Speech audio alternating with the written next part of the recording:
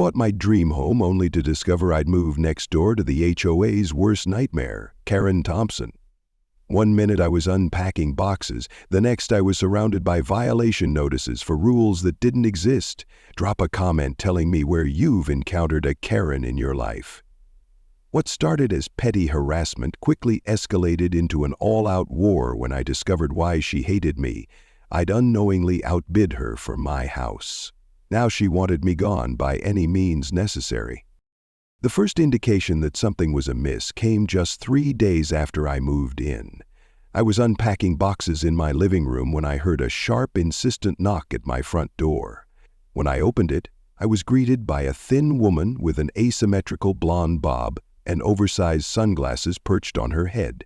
She wore a forced smile that didn't reach her eyes, which were busy scanning my entryway with obvious disapproval. "Hello, I'm Karen Thompson, HOA Community Liaison," she announced, extending a perfectly manicured hand. "I'm here to welcome you to Oak Ridge Estates and remind you about our monthly HOA meeting tomorrow evening. Attendance is mandatory for all new homeowners." Her tone made it clear this wasn't a friendly neighborhood welcome visit. I shook her hand and introduced myself. "Nice to meet you, Karen. I'm John Mitchell. I was actually planning to review all the HOA documentation this weekend once I'm more settled in." Karen's smile tightened. "Well, John, our community has certain standards that need to be maintained immediately upon residency. I couldn't help but notice your lawn is already exceeding our 3-inch height restriction. You'll need to address that before the meeting tomorrow." I glanced at my lawn, which looked perfectly normal to me. "I just moved in 3 days ago, but I'll look into getting it taken care of soon," I replied, trying to stay polite despite her condescending tone. Karen handed me a thick binder labeled Oak Ridge Estates, HOA Regulations, and pointed to a specific page. Section 4.2 clearly states lawn maintenance must begin immediately upon occupancy. We take property values very seriously here. Something about her demeanor seemed excessive even for an HOA representative, but I nodded politely and thanked her for the information. After she left, I flipped through the binder and noticed dozens of tabs and highlighted sections. It seemed like an overwhelming number of rules for a modest suburban community. The next evening, I reluctantly attended the HOA meeting at the community center.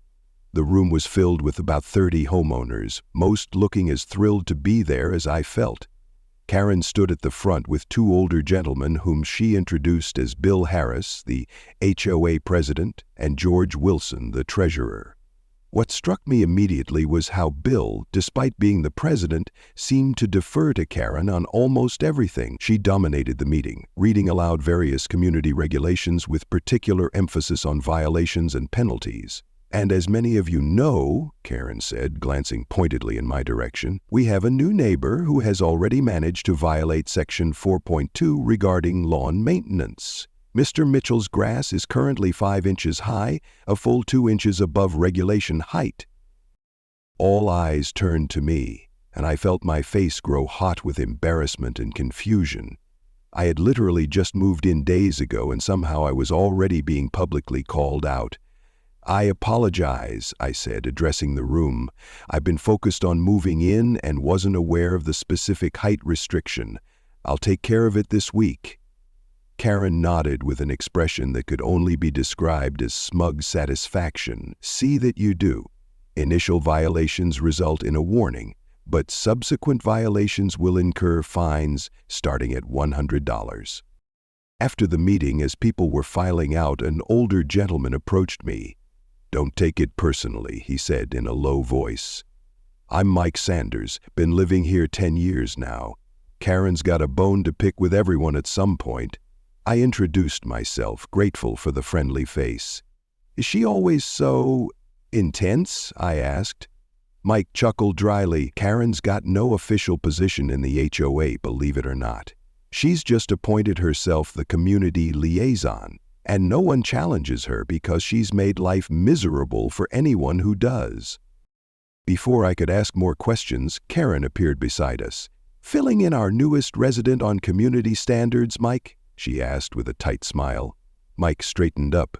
"Just welcoming John to the neighborhood, Karen," She turned to me with a cold stare. "I hope you understand, John, that we have these rules for a reason. People like you moving in can significantly impact property values if standards aren't maintained." Her emphasis on people like you felt distinctly hostile. As I walked home that night, I couldn't shake the feeling that Karen's animosity seemed personal, which made no sense given we'd just met. Little did I know this was just the opening salvo in what would become an all-out war. A week passed relatively peacefully after I'd promptly mowed my lawn and made efforts to comply with the various HOA regulations I'd been reading through. I was beginning to think that perhaps Karen's initial hostility had been an aberration when I found an official-looking envelope taped to my front door one evening after returning from work. Inside was a notice of violation, with Karen's signature at the bottom, claiming I had improperly parked my car by straddling the driveway line the previous night, with a grainy photograph attached as evidence.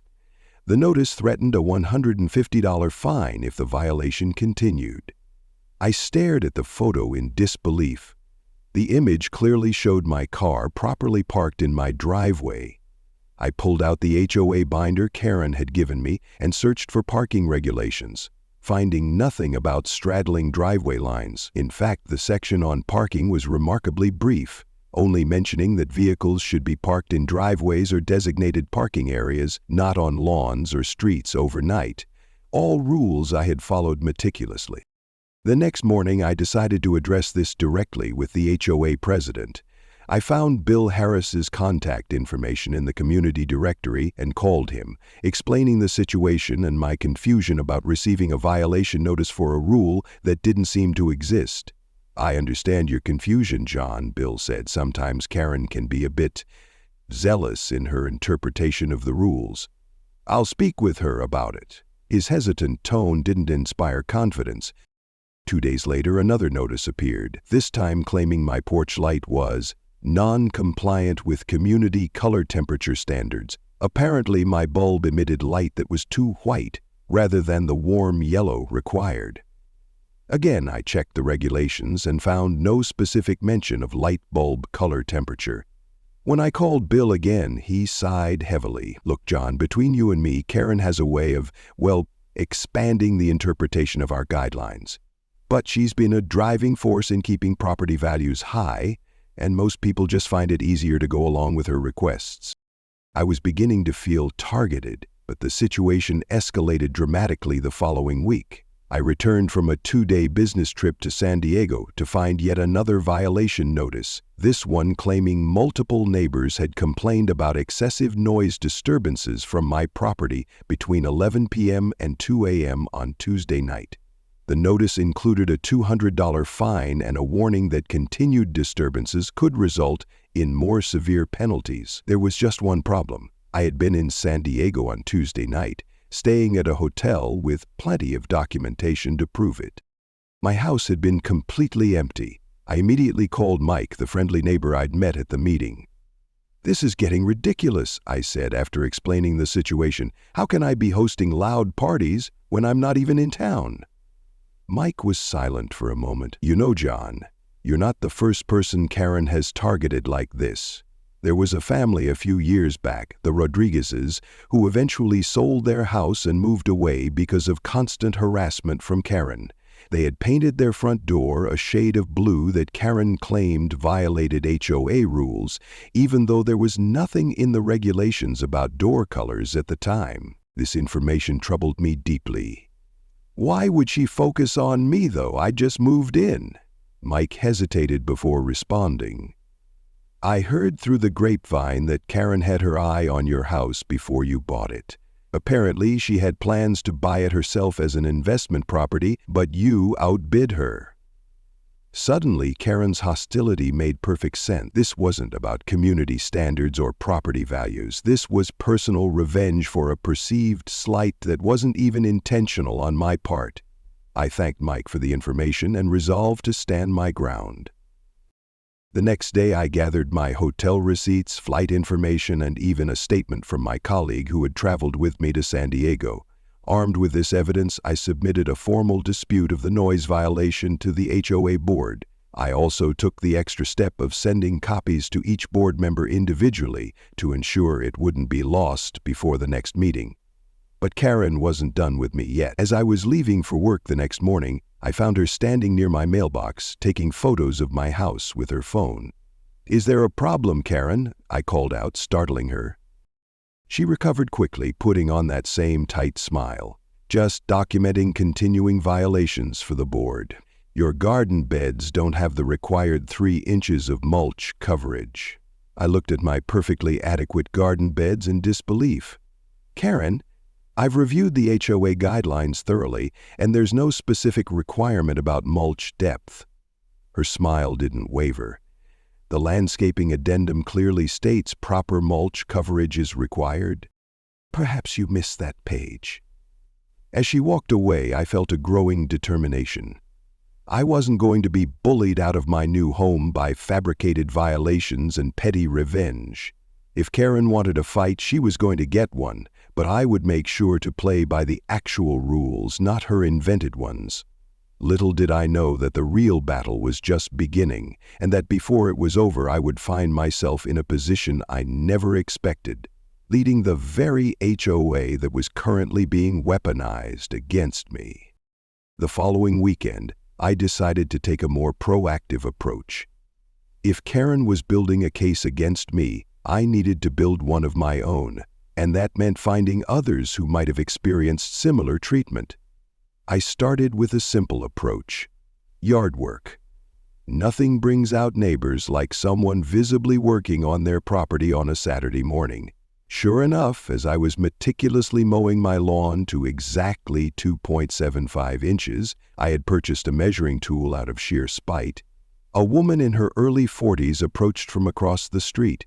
"You must be the new neighbor Karen's been talking about," she said with a knowing smile. "I'm Linda Chen. I live in the blue house over there." I introduced myself, grateful for the friendly interaction. Linda glanced around conspiratorially before continuing. "I saw you getting the 3rd degree at the HOA meeting. Karen's on a mission with you, isn't she?" I explained my suspicion that Karen had wanted my house, which Linda immediately confirmed. "Oh, absolutely. She was telling everyone for months how she was going to buy that house, renovate it, and flip it for a huge profit. She was in the house for months. She was furious when you outbid her." Linda shifted uncomfortably. "Look, I shouldn't be telling you this, but you seem like a decent guy. Karen did the same thing to me when I first moved in 3 years ago." Linda explained that she had planted purple and yellow flowers in her front garden, violets and daffodils, only to receive violation notices claiming unauthorized plant species. There was nothing in the HOA guidelines about approved flower types, but Karen insisted my non-conforming vegetation was reducing property values. She threatened to revoke my pool access if I didn't remove them. I was appalled. "What did you do?" Linda shrugged. "I gave in. I replaced everything with the boring green shrubs you see now. It wasn't worth the fight. I'm a single mom with 2 teenagers, and they would have been devastated to lose pool privileges in the summer." Her resignation troubled me. "So she just gets away with making up rules?" Linda looked around again to make sure we weren't being overheard. "Most people find it easier to comply than fight, but between you and me, I know at least 5 other homeowners who are fed up with her tactics. We just never had anyone willing to lead the charge." This conversation gave me hope. If there were others who felt the same way, perhaps together we could stand up to Karen's reign of terror. Later that same day, I took Mike up on his invitation for a beer in his backyard. As a retired lawyer and former HOA board member, Mike had valuable insights into the inner workings of our community association. "The thing about Karen," Mike explained as we sat in his perfectly maintained garden, "is that she's exploiting a fundamental weakness in our HOA structure. Bill, our president, is basically checked out. He's selling his house next month and moving to Florida. He just wants a smooth transition and doesn't want to rock the boat." Mike took a long sip of his beer before continuing. "Karen has essentially filled the power vacuum. She has no official authority, but she acts like she does, and no one challenges her." I asked Mike about the legal standing of all these violation notices I was receiving. That's the interesting part, he said, leaning forward. Technically, only the board can issue official violations, and they should be based on actual written regulations that all homeowners agreed to when purchasing their properties. What Karen is doing, inventing rules on the fly and issuing violations, isn't legally enforceable. This revelation was exactly what I needed to hear. So I could simply ignore these notices? Mike shook his head. Not exactly. She has enough influence with certain board members that they might rubber stamp her recommendations without proper review. Your best bet is to formally challenge each notice and create a paper trail showing the harassment. As we continued talking, Mike revealed another crucial piece of information. According to the HOA bylaws, a special election could be called if enough homeowners signed a petition. With Bill leaving soon anyway, this might be the perfect opportunity to reshape the board, with members who would enforce the actual rules fairly. The annual meeting is 3 weeks away, Mike said. That's when Bill will officially announce his resignation. If you're serious about fighting back, that would be the time to make your move. I pondered this as we finished our beers. The idea of getting involved in HOA politics had never been on my radar, but the prospect of continuing to live under Karen's arbitrary rule was even less appealing. Before I left, Mike handed me a copy of the complete HOA bylaws, not just the regulations Karen had given me. Study these, he advised. Knowledge is power, especially when dealing with someone like Karen who relies on most people's ignorance of the actual rules. That night I couldn't sleep. I spread out the bylaws on my dining room table and began highlighting relevant sections about elections, violations, and appeals processes. As I read, a plan began to form in my mind. Karen had been playing this game for years, using intimidation and false authority to get her way, but she had never faced someone who was willing to fight back on her own terms, using the very rules she claimed to be defending. The next morning, I saw Karen outside, taking more pictures of my property. This time, instead of confronting her, I took out my own phone and began documenting her behavior. The look of surprise on her face when she realized I was recording her was priceless. She quickly retreated to her car and drove away. A small victory, perhaps, but it felt significant. The battle lines were being drawn, and for the first time since moving in, I felt like I had a fighting chance. With Linda and Mike's support, plus the potential allies they had mentioned, I was no longer alone against Karen's tyranny. The next HOA meeting was going to be interesting, to say the least. The day of the HOA meeting arrived and I came prepared. Under my arm was a folder containing copies of every violation notice I had received, alongside documentation disproving each one. Most importantly, I had my hotel receipts, boarding passes, and even a signed statement from my colleague confirming I was in San Diego during the alleged noise disturbance. The community center was more crowded than the previous meeting. Word had gotten around that there might be some drama tonight. I spotted Linda, who gave me an encouraging nod, and Mike, who was chatting with a few other residents I hadn't met yet. Karen was at the front as usual, arranging papers and whispering urgently to Bill Harris, who looked increasingly uncomfortable as the room filled. The meeting began with standard business, budget updates, discussions about the community pool resurfacing project, and announcements about the upcoming annual picnic. Throughout these proceedings, Karen kept glancing in my direction with obvious apprehension. Finally, Bill opened the floor for community concerns, and I raised my hand immediately. I'd like to address several violation notices I've received over the past few weeks, I began, standing and moving to the front of the room. I could feel all eyes on me, a mixture of curiosity and concern evident on most faces. Since moving in last month, I've received 4 separate violation notices for infractions that either don't exist in our written regulations or that I did not commit. I held up the noise complaint notice. This particular violation claims I was hosting a loud gathering on a night when I was demonstrably out of town on business. I passed my documentation to Bill and watched as Karen's face flushed red. I've reviewed our HOA bylaws thoroughly, I continued, and I have 2 concerns.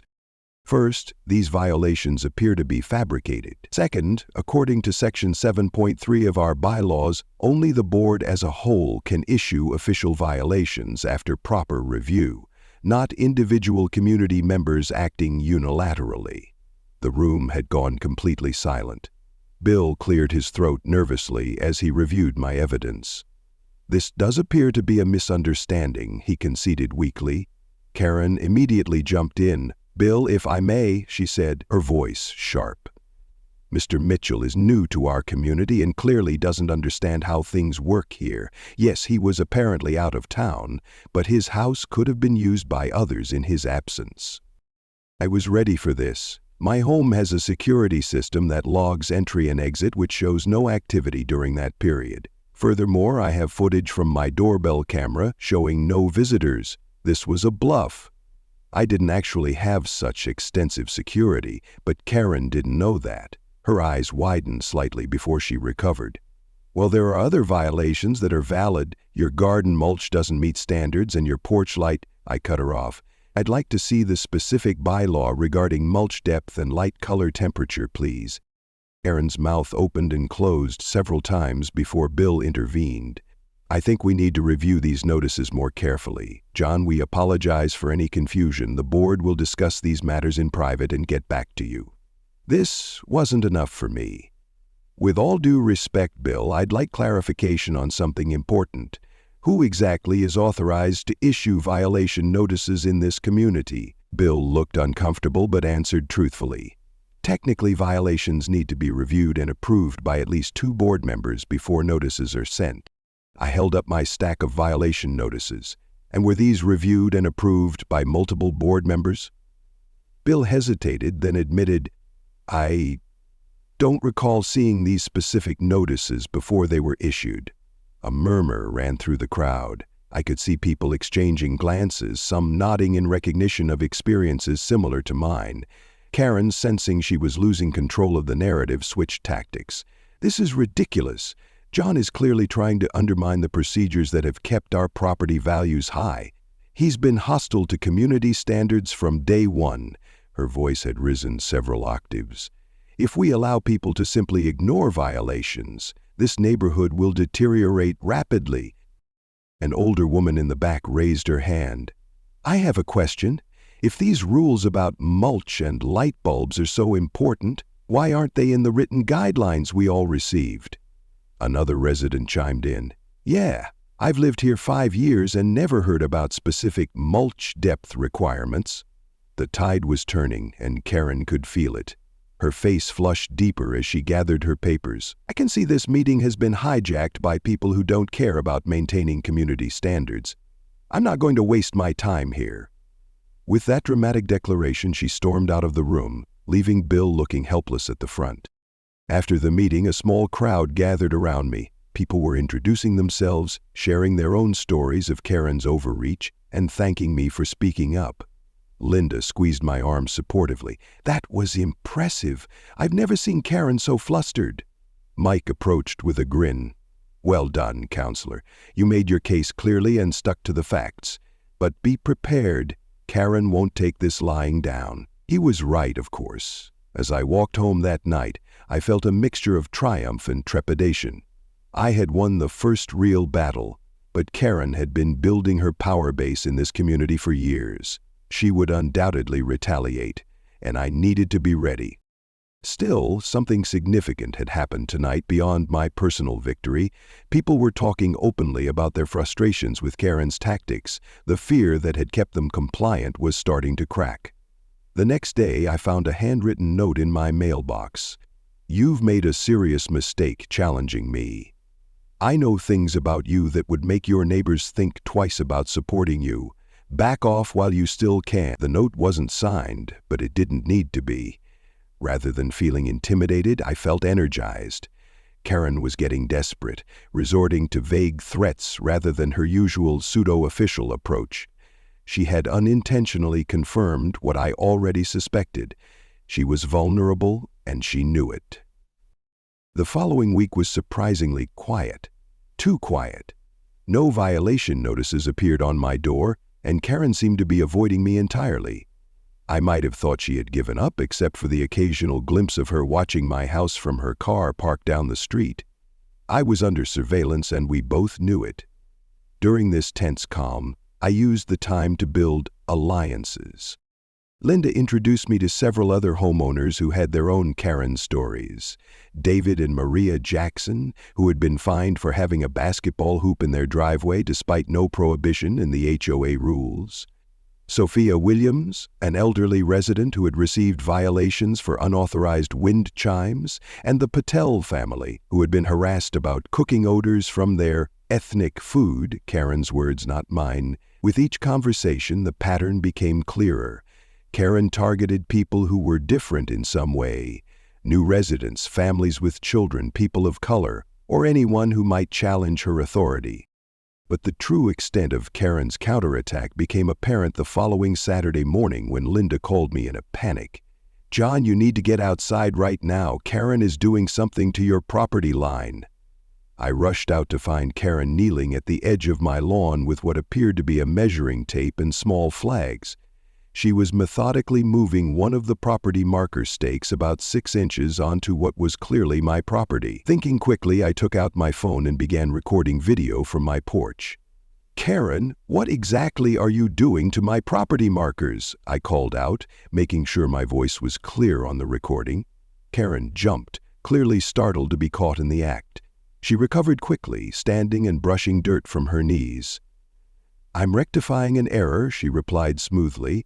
"Your fence line is encroaching on common area property. The HOA has authorized me to mark the correct boundary." This was a blatant lie, and we both knew it. "That's interesting," I replied, continuing to record, "because I have the original property survey from when I purchased the house just last month. Those markers haven't moved in years." Karen's eyes darted to my phone, realizing I was recording. "It's against HOA rules to film other residents without permission," she said, her voice rising. "Turn that off immediately." I stood my ground. "Actually, I've reviewed the bylaws thoroughly, and there's no such restriction. Now, would you mind explaining why you're tampering with property boundaries?" Instead of answering, Karen gathered her things and hurried away, but not before I captured clear footage of what she had been doing. I immediately called Mike, who came over to witness the moved marker and help me restore it to its proper location. "This is crossing a line," Mike said gravely. "What she was doing could be considered criminal tampering with property boundaries. You have evidence of her attempting to set you up for a boundary violation." I nodded, still processing the escalation. "Why would she take such a risk?" Mike sighed. "Because she's desperate. You challenged her publicly and won. Her power in this community comes from people believing she's untouchable. You've shown she's not." Later that day, Linda informed me that Karen was going door to door, telling neighbors that I was a troublemaker who had financial problems and had bought my house suspiciously below market value, potentially bringing down everyone's property values. "She's telling people you're going to turn the place into a rental with multiple tenants, maybe even an Airbnb," Linda reported. "She's working hard to turn sentiment against you before the annual meeting." This was a new low, even for Karen. I had purchased my home completely legitimately with a conventional mortgage and at a fair market price. These rumors were pure fabrication designed to isolate me from the community I was just beginning to connect with. But Karen had miscalculated. Her increasingly desperate tactics were having the opposite effect. Many neighbors who had been on the fence were now firmly in my camp, disgusted by her behavior. The most surprising development came that evening, when Bill Harris himself knocked on my door.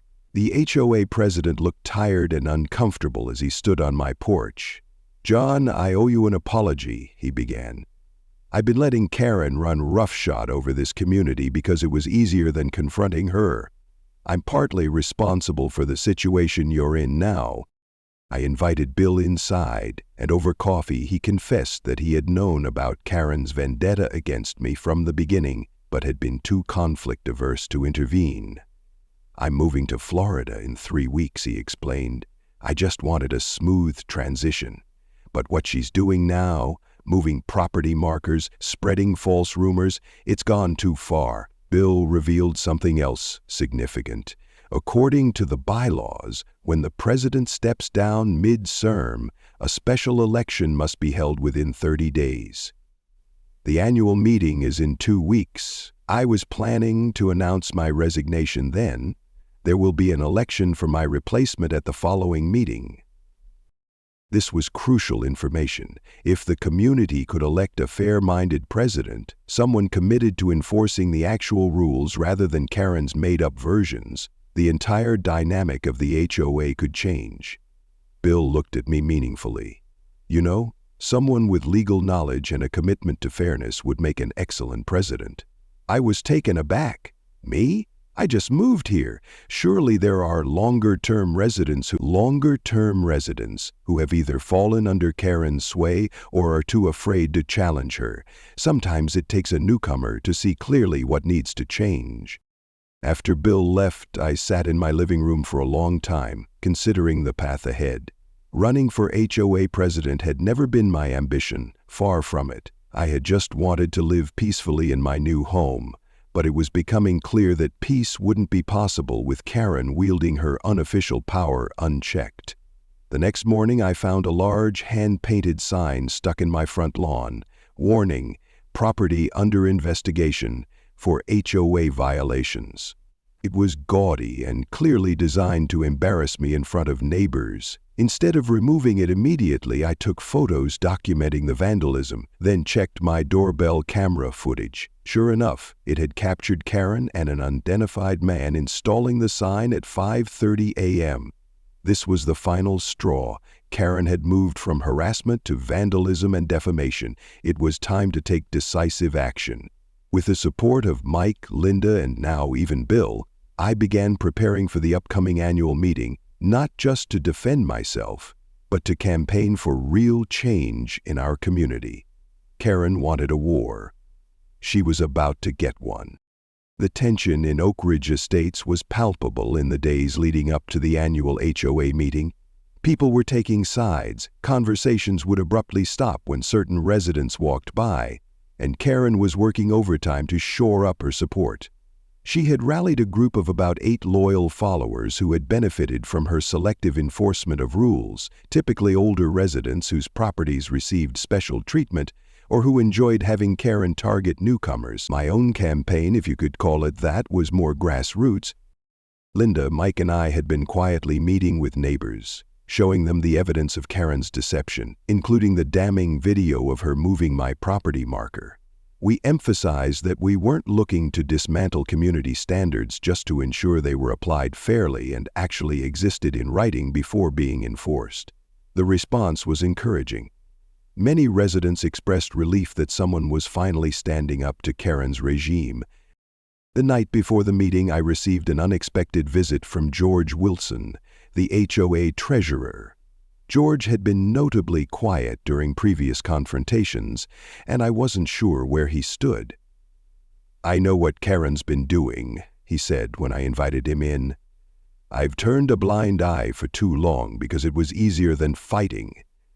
He handed me a folder. "These are financial records from the past 3 years. Karen has been using HOA funds to landscape her own property, claiming it's a model display for the community. She's also been waiving certain fees for her friends while strictly enforcing them for others." I was stunned by this revelation. "George, this is misappropriation of funds. Why are you showing me this now?" He looked ashamed. "Because what she's doing to you crossed a line, and because Bill told me you might run for president. If you do, you'll need to know what you're really dealing with." This was bigger than I had imagined. Karen hadn't just been making up rules, she had potentially been committing financial improprieties with community funds. I thanked George for his courage in coming forward and assured him the information would be used responsibly. The community center was packed on the night of the annual meeting. Every seat was taken and people were standing along the walls, a far cry from the sparsely attended monthly meetings. Bill called the meeting to order, and after routine business, he made his announcement. "As many of you know, my wife and I are relocating to Florida at the end of the month. Therefore, I'm officially announcing my resignation as HOA president, effective 2 weeks from today." He explained that according to the bylaws, a special election would be held at an emergency meeting in 14 days to elect his replacement. Any homeowner in good standing who wishes to run should submit their name to the secretary by this Friday. Karen immediately raised her hand. "As community liaison and the most active member of this HOA, I believe I'm the natural choice to step into this role. I've worked tirelessly to maintain our property values and community standards." There were murmurs of both agreement and discontent around the room. I took a deep breath and raised my hand. "I'd also like to submit my name for consideration," I announced. "I believe our community deserves leadership that is transparent, fair, and follows our actual written guideline." Karen's face contorted with fury. "This is absurd. He's lived here barely a month. He doesn't understand our community values." Bill intervened. "According to our bylaws, any homeowner in good standing can run for a board position. John qualifies." Karen wasn't finished. "Before anyone considers voting for him, you should all know that he's been under constant violation since moving in. He's fighting against our standards because he can't be bothered to follow them."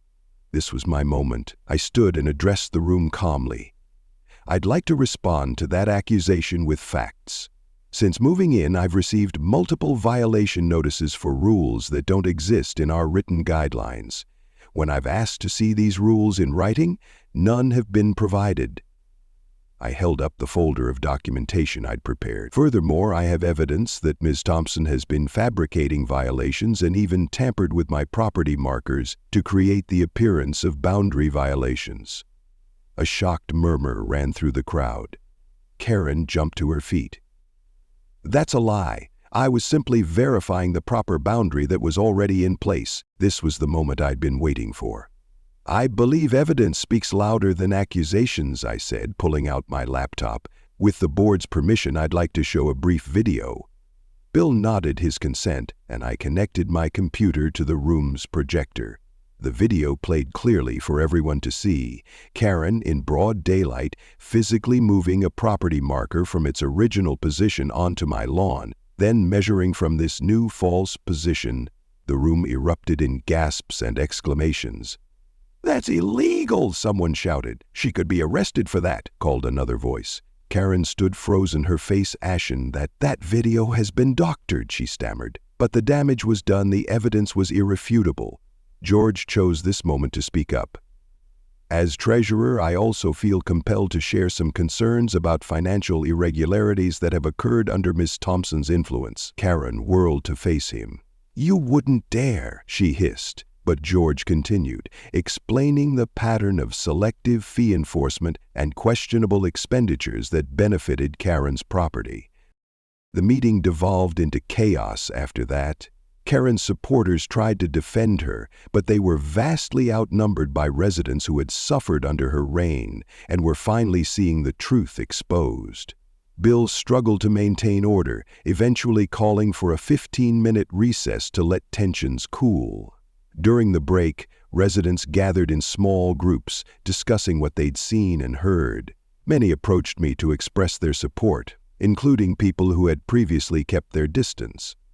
When the meeting reconvened, Bill announced that the special election would proceed as planned in 2 weeks. In the meantime, he added, "I believe it would be appropriate for Ms. Thompson to step back from her self-appointed role as community liaison until these serious allegations can be properly investigated." Karen, who had been uncharacteristically silent since the video reveal, suddenly found her voice. "This is a coordinated attack by people who want to destroy everything I've built here," she shouted. "You'll all regret this when your property values plummet because people like him," she jabbed a finger in my direction, "are allowed to ignore standards." As the meeting concluded, Karen stormed out, followed by a few loyal supporters. The majority of residents stayed behind, eager to talk about the evening's revelations. Linda squeezed my arm excitedly. "You did it! You actually did it!"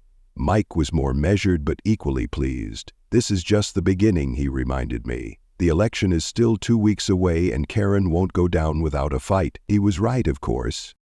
The 2 weeks leading up to the special election were intense. Karen refused to go quietly, doubling down with a campaign of misinformation. She went door to door with documentation, allegedly proving I wanted to destroy property values, and even created flyers with my photo asking, "Do you want this man making decisions about your community?" Linda and Mike reported that Karen was offering HOA fee discounts to people who would vote for her, another fabrication, since fees were set based on the annual budget and applied equally to all homeowners. My campaign focused on transparency, fairness, and adherence to written guidelines rather than arbitrary enforcement. I highlighted my project management experience, relevant for HOA leadership. Most importantly, I made myself available, sitting on my porch each evening with lemonade, inviting neighbors to discuss concerns. Almost everyone had a Karen story, but all shared a common theme. Fear of retaliation had kept people from speaking up. The election night arrived with record attendance. Karen came flanked by supporters, wearing her professional Karen outfit and projecting supreme confidence. During her allotted speaking time, she focused on her years of dedicated service and warned about the decline in standards that would follow if someone without her experience took over. When my turn came, I kept my message simple. I'm not running against community standards. I'm running against arbitrary enforcement, made-up rules, and intimidation tactics. I believe in a well-run HOA that serves all homeowners equally. Bill announced the final tally. With a vote of 78 to 24, John Mitchell is elected as the new president. The room erupted in cheers while Karen sat rigid with disbelief that quickly turned to fury. As I moved forward to accept the position, she stood abruptly, shouting, "This is a travesty. You'll all regret this when your property values plummet." Before storming out, she whispered to me, "This isn't over. I built this community and I can destroy it too." The meeting continued productively. I appointed Mike as vice president, and we scheduled an emergency audit of HOA finances. Residents approached afterward to express relief and gratitude. "It feels like a weight has been lifted," one woman told me. "I've been afraid to plant flowers for years because I never knew what would trigger a violation." The next morning revealed Karen's retaliation. My lawn was covered with trash, my flower beds trampled, and someone had spray-painted, "Enjoy your property value now" on my driveway. While there was no direct evidence linking Karen to the vandalism, my doorbell camera had captured a figure with a similar build approaching my house at 3 a.m. I filed a police report and implemented immediate changes with the new board, changing locks and security codes for HOA facilities, freezing financial transactions pending audit, and sending a community-wide email clarifying that all previous violation notices would be reviewed against written guidelines. The audit confirmed what George had suggested: significant financial irregularities under Karen's influence. Over $15,000 had been spent on landscape improvements that benefited Karen's property or her allies. We discovered selective enforcement of late fees and unauthorized violation notices on HOA letterhead. The board unanimously voted to demand repayment and officially terminated her self-appointed community liaison position. Karen's reign over Oak Ridge Estates was officially over. Karen's response to the audit findings and her official removal from any HOA role was immediate and explosive. She hired a lawyer who sent a threatening letter claiming defamation, harassment, and conspiracy to damage her reputation. The letter demanded her reinstatement as community liaison and a public apology from the board. Our HOA's lawyer, a no-nonsense woman named Gloria, whom Mike had recommended, reviewed the letter and laughed. "This is empty intimidation," she told us during an emergency board meeting. "You have documented evidence of financial impropriety and property tampering. Her case has no merit whatsoever." Gloria drafted a response that was both professional and devastating, outlining the evidence against Karen and suggesting that pursuing legal action would only result in more public exposure of her actions. We ended with an olive branch. If Karen would repay the misappropriated funds and cease her harassment campaign, the HOA would consider the matter resolved without pursuing criminal charges for the property tampering. For a few days, things were quiet. I dared to hope that Karen had finally recognized her defeat and was retreating gracefully. I couldn't have been more wrong. The following Saturday, residents around the community woke to find flyers in their mailboxes containing personal information about me, my previous address, workplace, and even my salary range, along with insinuations that I had suspicious financial ties and was planning to convert the neighborhood into low-income housing.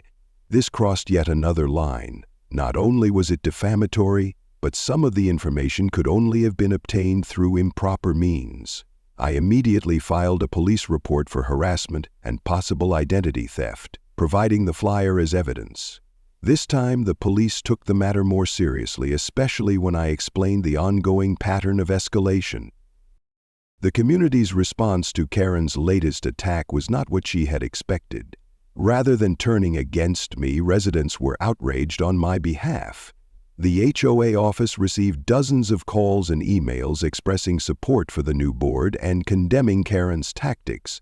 Linda organized an impromptu gathering in the community park where people brought food, played music, and symbolically shredded copies of the defamatory flyers.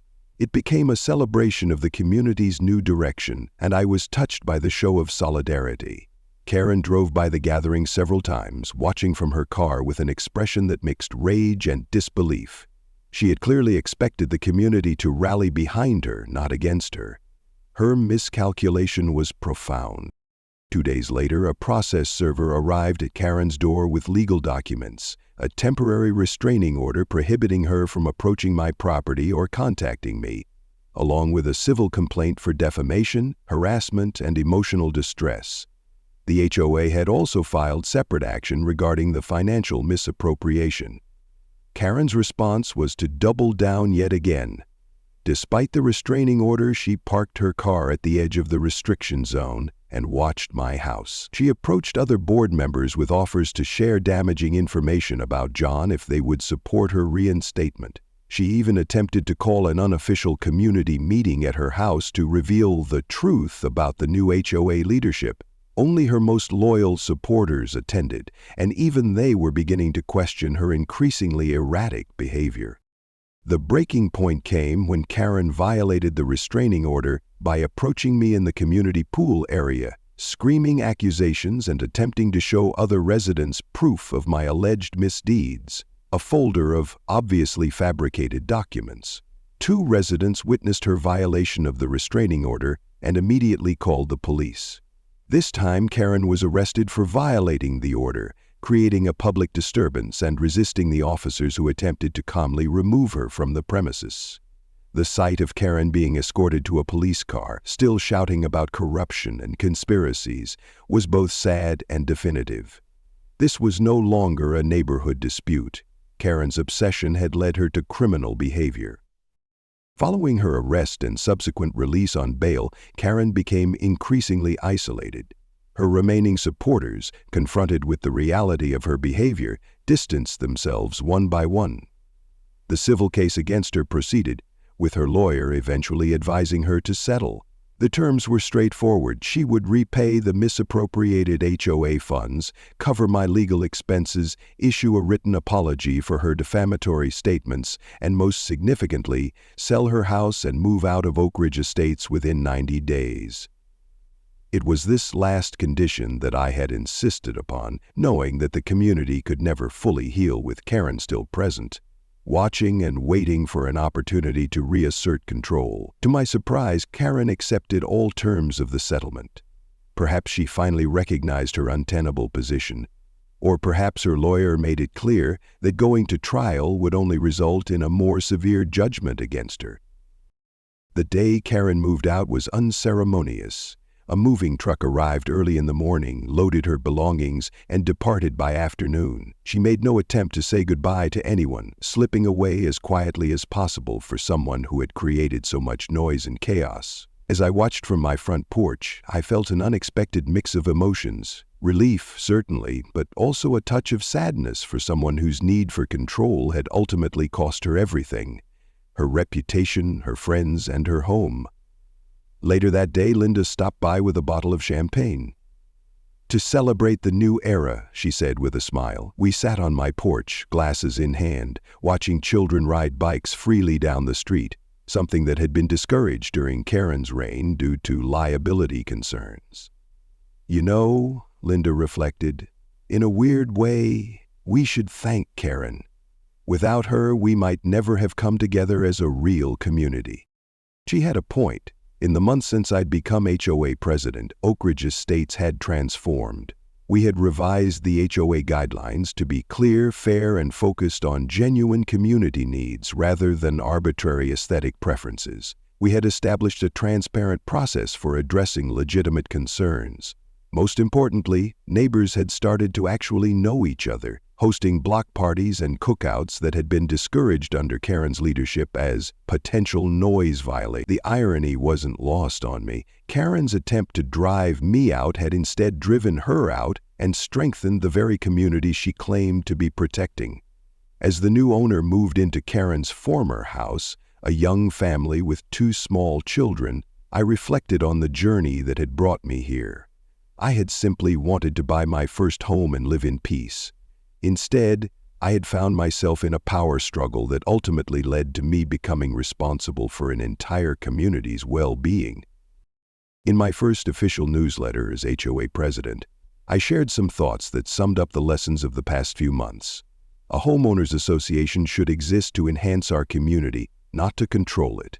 Rules should protect our shared interests, not individual preferences. And most importantly, the power to make decisions affecting all of us should never rest with any one person, but with transparent processes and genuine community input. Karen had taught us all what happens when power goes unchecked.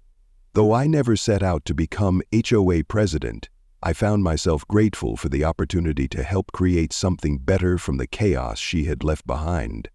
Sometimes justice arrives late, but when it does, it can transform more than just an individual situation. It can rebuild an entire community. The for sale sign in front of Karen's old house came down just last week. The new family hosted an open house to meet their neighbors, something that would have been unthinkable under the old regime. As I watched children playing in the front yard that Karen had once kept immaculately sterile, I couldn't help but smile at the symmetry of it all. I had bought a house that Karen wanted, which triggered her vendetta against me. Now, because of that vendetta, Karen had lost her house, and I had gained not just a home, but a community. If there's a lesson in all of this, perhaps it's that when faced with injustice, standing your ground might cost you in the short term, but the long-term rewards for yourself and others can be greater than you ever imagined.